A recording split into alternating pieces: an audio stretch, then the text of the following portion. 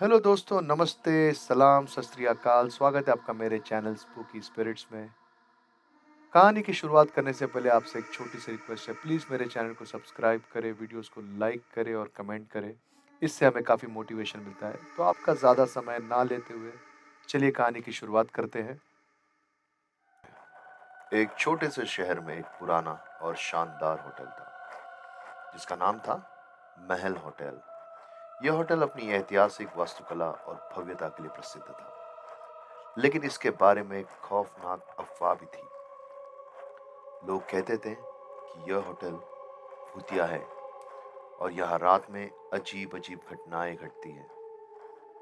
Hotel के पुराने कर्मचारी कहते थे, कई साल पहले इस होटल में एक परिवार को कत्ल कर दिया गया था और तब से होटल में अजीब आवाजें और घटनाएं घटने लगी। एक दिन शहर में एक युवक पत्रकार आयुष अपने दोस्तों के साथ महल होटल के बारे में एक रिपोर्ट करने का निर्णय लेता है। वो हमेशा अजीब और रहस्यमय घटनाओं के बारे में लिखता था। इस बार उसे होटल की कहानी ने बहुत आकर्षित किया।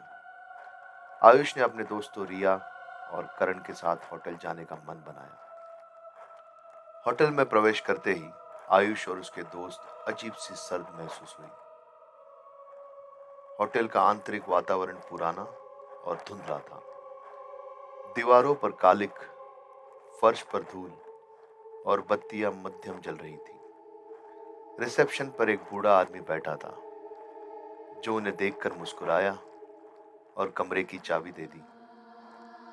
रात का समय है, ध्यान रखना, उसने चेतावनी दी। यहाँ कुछ भी सामान्य नहीं है।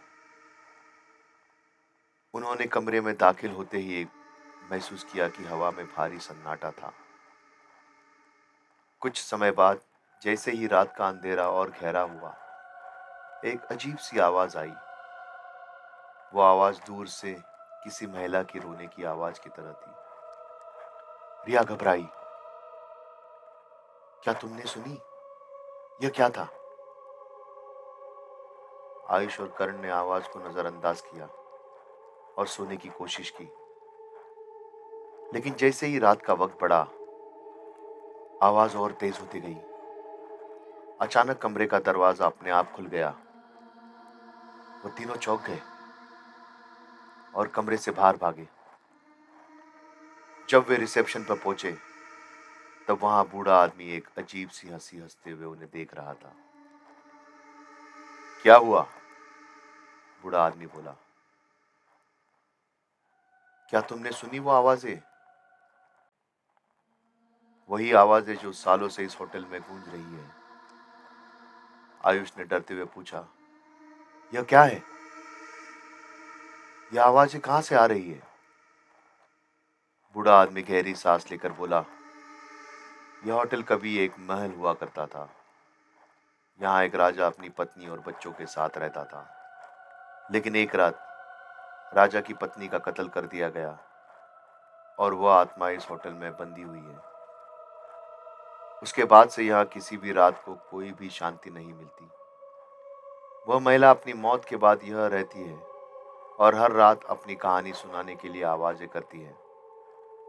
आयुष, रिया और करण डर के मारे कांप रहे थे, लेकिन वे जानना चाहते थे कि क्या सच में कुछ तो जो उन्हें समझना चाहिए। बूढ़ा आदमी उन्हें एक पुरानी किताब दिखाता है, जिसमें होटल के इतिहास के बारे में लिखा था। किताब में यह भी लिखा था कि जो कोई भी रात के समय होटल में ठहरता है, वो रात भर उसी महिला की आत्मा से परेशान होता रहता है। आयुष ने निर्णय लिया कि वह उस महिला का शांति से सामना करेगा। उसने किताब से कुछ मंत्र पढ़ने का फैसला किया, ताकि आत्मा को शांति मिल सके। और जैसे ही उसने मंत्र पढ़ना शुरू किया, होटल के चारों ओर अचानक हवा का तूफान उठने लगा और कमरे में हलचल सी महसूस हुई।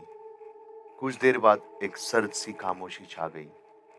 वह तीनों डरते हुए बाहर निकले और देखा कि वह महिला की धुंधली छाया कमरे में हल्की सी नजर आ रही थी। महिला की आवाज सुनाई दी, अब मैं शांति से जा सकती हूँ, धन्यवाद। अचानक वो छाया गायब हो गई और होटल में शांति छा गई। अगले दिन जब आयुष और उसके दोस्त होटल से बाहर निकले, वह हैरान थे कि अब होटल में कोई अजीब घटना नहीं हो रही थी। होटल के बूढ़े आदमी ने उन्हें देखा और कहा, तुम्हारा धन्यवाद। तुमने वह काम किया जो कई सालों से कोई नहीं कर सका था। अब इस होटल में शांति लौट आई। आयुष, रिया और करण समझ गए कि कभी कभी भूतिया जगह पर भी भी दया और समझ से काम लेना जरूरी होता है। महल होटल अब पहले जैसा नहीं था। अब वहाँ कोई अजीब घटनाएं नहीं घटती थी और यह होटल फिर से सामान्य हो गया था। लेकिन इस घटना से उन्हें यह सिखाया कि हमें किसी भी स्थान के बारे में सिर्फ अफवाहों पर नहीं, बल्कि उस स्थान के इतिहास और उसके भीतर की सच्चाई को समझकर ही कोई निर्णय लेना चाहिए। तो दोस्तों, अगर आपको ये कहानी पसंद आई हो तो प्लीज़ इस कहानी को लाइक करिए, कमेंट करिए और शेयर करिए। जय हिंद। चलिए फिर अगली कहानी की ओर चलते हैं। किसी छोटे से गांव में एक पुरानी हवेली खड़ी थी जो कई सालों से बंद पड़ी थी। लोग कहते थे कि वह हवेली भूतिया है और वहां रात में अजीबोगरीब आवाजें आती हैं। हालांकि गांव वालों ने कभी भी हवेली के अंदर जाने की हिम्मत नहीं की थी और ये सबका मानना था कि उस हवेली में कुछ अजीब शक्तियां बसी हुई है। लेकिन एक दिन एक युवक, राहुल, शहर से अपने कुछ दोस्तों के साथ में उस गांव में आया। राहुल बहुत ही साहसी था और हमेशा नई चीजों की खोज में रहता था। हवेली के बारे में सुनकर उसे बहुत दिलचस्पी हुई। उसने ठान लिया कि वह रात को वह हवेली के अंदर जाएगा और देखेगा कि आखिर वहां क्या राज छुपा है। राहुल और उसके दोस्तों ने रात के अंधेरे में हवेली का रुख किया। हवेली के पास पहुंचते ही उन्होंने देखा कि इमारत की खिड़कियां और दरवाजे बंद थे। लेकिन फिर भी हवेली के अंदर से एक हल्की सी रोशनी और अजीब सी आवाजें आ रही थी। राहुल ने हिम्मत जुटाई और हवेली के दरवाजे पर जोर से खटखटाया। थोड़ी देर बाद दरवाजा धीरे से खुला। भीतर घना अंधेरा था, लेकिन एक पुराने तेल के दीपक की मध्यम सी रोशनी दिखाई दी। राहुल और उसके दोस्त धीरे धीरे अंदर दाखिल हुए। हवेली की दीवार पर चिपकी पुरानी तस्वीरें, टूटी हुई लकड़ी की मेज और धूल से ढकी हुई चीजें थी।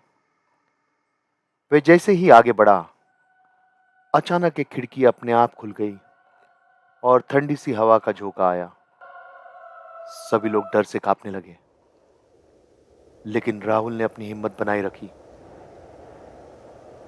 तभी एक हल्की सी आवाज हुई और बोला, कौन है? राहुल और उसके दोस्त चौंक गए, लेकिन वहां कोई नहीं था। तभी सामने दीवार पर एक पुरानी तस्वीर हिलने लगी और गिर गई। वो तस्वीर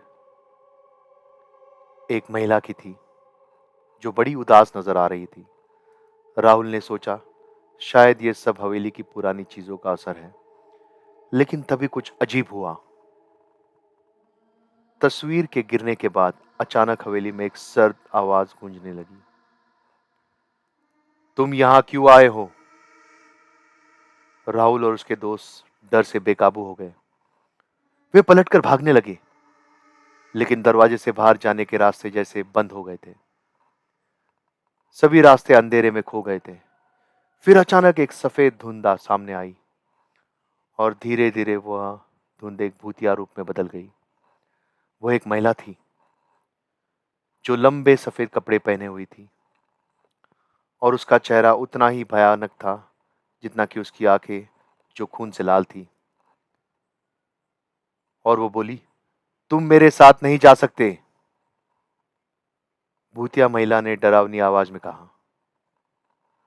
राहुल ने चिल्लाते हुए अपनी आंखें बंद की और दोस्तों को खींचते हुए भागने की कोशिश की। लेकिन वो महिला जैसे पास आई, उन सबकी सांसें रुक गई। वो महिला उनके सामने खड़ी थी और बोली, क्यों राहुल, तुम मुझे भूल गए हो ना?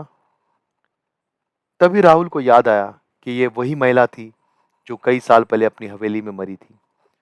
वो इस हवेली की मालकिन थी और उसकी मौत की वजह से यह हवेली शापित हो गई थी।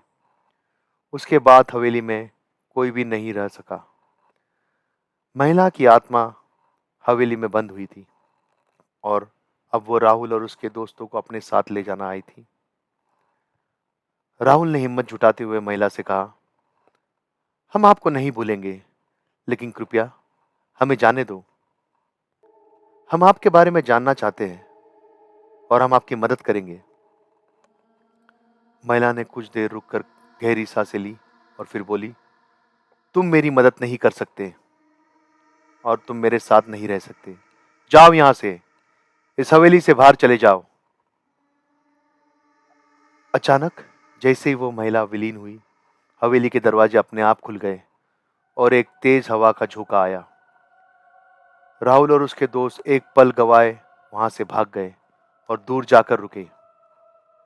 अगली सुबह जब वो गांव लौटे तो उन्होंने देखा कि वो हवेली अब शांत थी। सभी गांव वाले जानते थे कि उस रात कुछ अजीब हुआ था, लेकिन कोई भी उस हवेली के अंदर जाने को सोच भी नहीं रहा था। राहुल और उसके दोस्त वह अनुभव कभी नहीं भूल पाए और उन्होंने तय किया कि किसी भी रहस्यमय जगह पर जाने के पहले 2 बार सोचेंगे। और उस भूतिया हवेली ने उन्हें यह सिखाया कि कुछ चीज़ें हमें समझने के लिए नहीं, बल्कि डरने के लिए होती है। तो दोस्तों, आपको ये कहानी कैसी लगी, ये कमेंट में हमें बताएं और ये वीडियो को ज़रूर लाइक करें और शेयर करिए। जय हिंद।